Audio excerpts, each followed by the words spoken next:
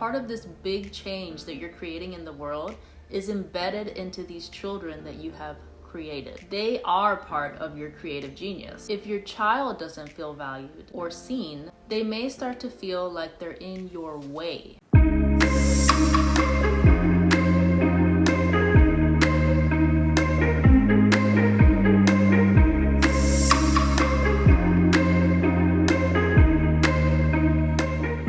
The first thing we're going to talk about is our closed and repelling aura. It is divinely designed this way in order for us to be able to initiate things and act on our creative urges with the least amount of resistance. But if we're not aware of how our aura works and how it pushes everybody and everything out of its way, it can be misinterpreted by others, including our children. Your child may not be able to receive the things you're trying to give to them, including love.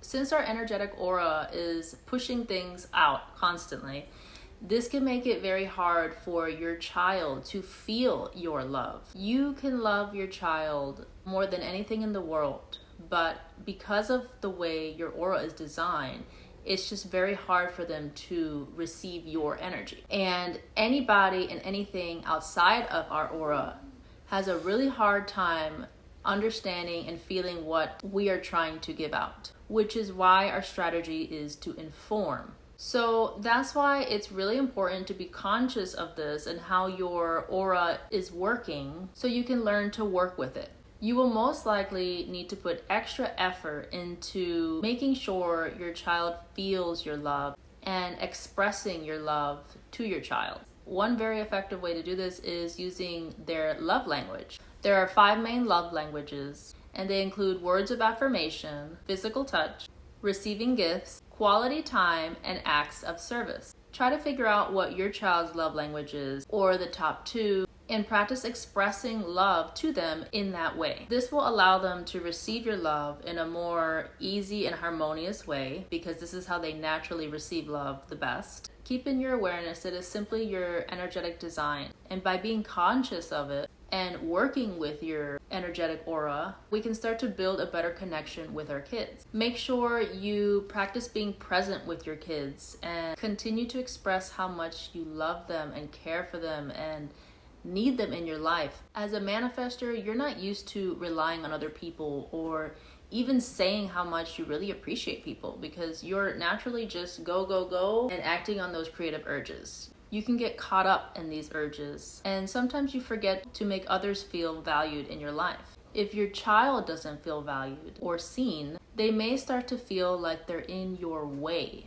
Be conscious of how your energy is making them feel and adjust how much effort you're putting into expressing how much you do value them and expressing your love for them. Another thing is our personal freedom. Manifestors value freedom more than anything else. This can be a challenge for a manifestor who has now become a parent, because your child needs a consistent caretaker and is going to take up a lot of your time and a lot of your freedom. They're going to take up a lot of the time that you could be using on your creative urges. This can subconsciously trigger you into a state of anger and resistance. Always remember that yes, you are here to create big change and impact and act on those creative urges, but part of this big change that you're creating in the world is embedded into these children that you have created. They are part of your creative genius. They need your time, your love, your energy to flourish into their greatest potential. Children can actually show you more of what you need to heal and embody in your life. It's important to look at them as teachers and learn with them, evolve with them. You'd be surprised at how much your child can actually teach you. Next thing is alone time. Manifestors need lots of alone time. About 80% of our lives are spent in relax and reset mode. Meeting our own needs is super important if we want to be able to meet our child's needs. If we don't get enough alone time, our not self theme of anger will be unleashed. And guess who's going to be feeling that anger? Your child. There are plenty of ways to incorporate alone time in your day. It's not going to happen every day, but at least try to make it a part of the majority of your days. Wake up an hour early before the kids get up. Stay up an hour late after you put the kids to bed. Lean on your support system to take care of the kids so that you can have your alone time. During this much needed alone time, you will be away from all other energy and auras. This is essential for manifestors, so we can recharge and be with our own energy alone. This is how we gain clarity and reset. Do whatever feels right for you. Some things I like to do in my alone time is meditation, a walk in nature, journaling, painting, whatever you feel called to do. The importance of inner child work.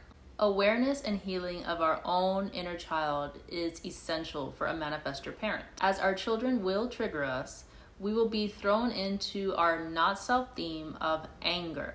If you haven't already started, start doing some inner child healing work. This is the process of examining the subconscious parts of yourself that have been dismissed, repressed, or ignored. This can include childhood trauma, emotionally painful experiences, physical abuse, and so much more. In the simplest form, it's the needs that were not met as a child and that stay as wounds within us in adulthood. This part of our shadow self lives within us and needs to be acknowledged and healed. That way, we can clearly and consciously meet our child's needs without reacting to them through the lens of our childhood wounds. Following our strategy of informing before initiating. When we don't follow this strategy of informing before acting or initiating, we experience our not self theme of anger.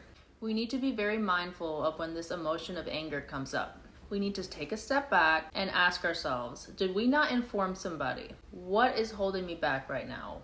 Why am I feeling this resistance? And look at the bigger perspective. Take a pause. Nothing has taught me the value of informing more than having kids. Remember, they're here to guide you just as much as you're there to guide them. When we become aware of our manifestor energy and how it can impact our children, we can really learn to be a more conscious manifestor parent.